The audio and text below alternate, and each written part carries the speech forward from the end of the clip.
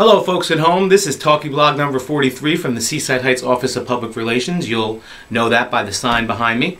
And we wanted to say hello to you today and welcome you to our program that we usually put on every Friday. Unless something happens, of course, like happened last week. One Life to Live, the soap opera, was here. And they took up a lot of my time and attention, and I was filming solely them. So I made a video last week and published it on our website that had solely to do with One Life to Live.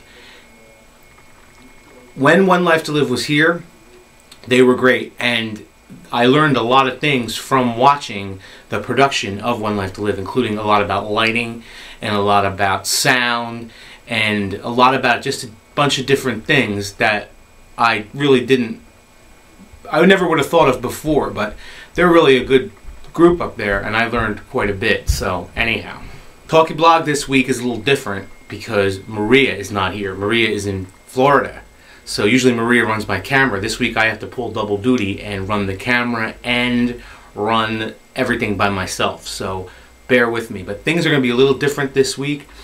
I have shorter clips, and I'm trying to experiment with a different way that I film stuff. So like it always is, the Talky blog is the proving grounds for television, because we're on television. What looks good on Talky blog and on YouTube doesn't necessarily always look great on TV. So I have to learn from how it looks and try to figure out ways to make it better. Luckily, like I said, I had One Life to Live to watch, and the crew are just fantastic. I just can't keep saying enough. Keep watching, folks, because what was filmed in Seaside Heights was the main characters of the show in a very, very pivotal main storyline right now, the big one, the big storyline that they have.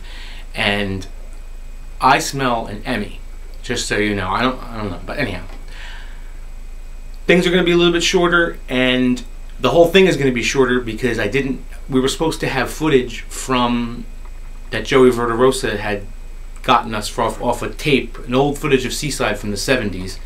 However, it didn't jive with my computer here, and I couldn't get it in this week, whatever. I think I might have to load it up itself on YouTube without having to. I wanted to cut it up, but it's in French. I don't know. Experiencing technical difficulties, it's a turnaround issue, like they would say in the space shuttle program. I mean, it's not the end of the world, but it's going to take up some time to fix it. But anyway, folks, let's get into our program right now. And I'm not going to be. I just put black intros ahead of everything rather than me do intros to everything this week. See how that goes. See if people like that a little bit better. It's easier for me. But anyway, folks, let's go on to the videotape program. All right, Al, we're here with the golf cart. What are you going to do to it? Okay, well, first of all, we're going to reupholster everything. We're going to repaint the whole thing, re-letter it on the sides, and then the front come off. All right. Same thing. And there's two little spots that tapes right off. These here? These here got a bolt on it. Here, lift this up. Okay, there's a bolt right here. Oh, I never knew what was inside. In all the years that I've been riding this thing, I never knew what powered this thing, and now I know. Okay, George, explain to our viewers at home what this thing is. This is our new Barber surf rake. Now, what's it do? It cleans the beach. Takes all the small debris off the beach, all the wood. How often do you have to rake the beach? Once a month? We rake the beach every day. I knew that. I was just pulling your leg.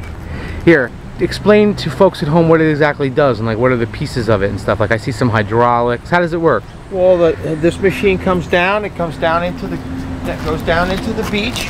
Okay. Yeah. And it lifts up the sand.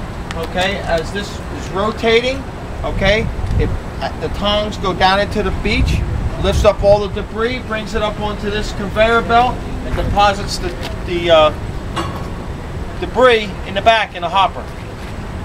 And leaves the sand real nice and clean, and then the finisher in the back smooths it out real nice. George, we were talking about that. This is the finisher, this thing you said here? It's called a finisher. That's what lays down onto the sand after it's been fluffed up, okay, and it smooths it out real nice. All right, well, how does this compare to the old Beachrake? Well, it's just newer technology. upgrades and so forth. This is a newer model. Barbara, are you worried about the climbers up there? All right, we're here with climbers. Barbara, take it out.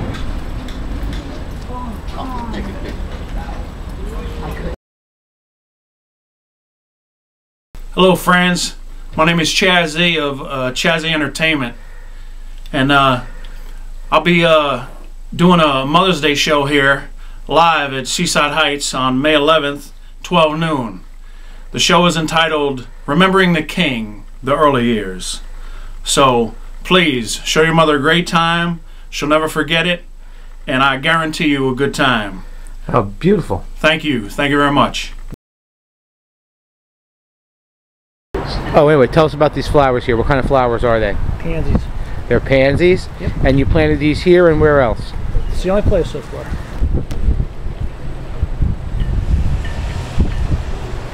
Okay, folks, we are back, and you saw all the segments that I made for this week's Talky blog. And I hope that you noticed, I don't know if you were experimenting, like I said, with new things. If you noticed a little bit different shots, angles, and that sort of thing. It's going to be a little bit different from what I learned on One Life to Live. But anyhow, folks, you know that we have movies on the beach. We have movies on the beach all summer long, every summer. Free movies on the beach, in fact. And we had a children's night and an adult night, and we're still doing that concept. But we also are introducing a new thing in 2008, the concept of a festival, the actual film festival. Now we're starting out with one of my favorite and historical, locally, film trilogies and film franchises. And if you didn't guess, anybody guess? I'll give you a second to guess what it is. Okay, folks, I'm giving you that second, but I'm going to play the tape here that I have and see if you can't figure it out. For people who haven't figured it out yet, here's the what's this? What's this creepy music that you hear? That's right, folks, the Amityville Horror. That's right, the Amityville Horror, people know, was filmed in Toms River beginning in 1978, 30 years ago. That's right, they began filming. I watched it when I was a kid, and in fact, they filmed 3 films in downtown Toms River at a house over there.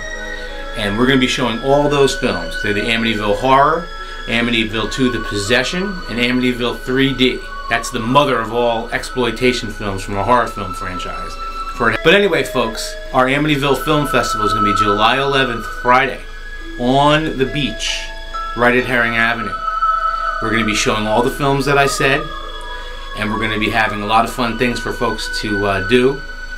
And we're going to have a Who's Gonna Dare drink a glass of blood red Kool-Aid from the Red Room. That's right, we're going to be doing that. Who would? See, the music just gets creepier. Creepier and creepier. Amityville Film Festival, July 13th.